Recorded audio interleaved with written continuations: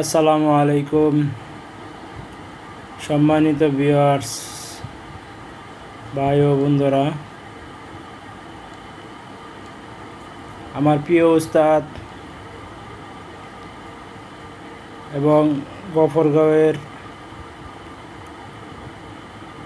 বিজ্ঞ একজন আলেম হযরত মাওলানা মাহমুদুল হাসান সাহেব, ওনার পিতা হযরত বুরহানুদ্দিন রহমতুল্লাহি আলাই। তো হযরত মাওলানা হাফেজ হযরত মাওলানা মাহমুদুল হাসান সাহেব উনি খুব অসুস্থ। ওনার জন্য পুরো দেশবাসীর কাছে, পুরো জাতির কাছে দোয়া চাই, এবং ওনার মতো যত আলেম, যত মোমেন মুসলিম, যত মানুষ অসুস্থ আছে, হসপিটাল বেডে শুয়ে আছে, ইনশাআল্লাহ সকলের জন্য দোয়া করব।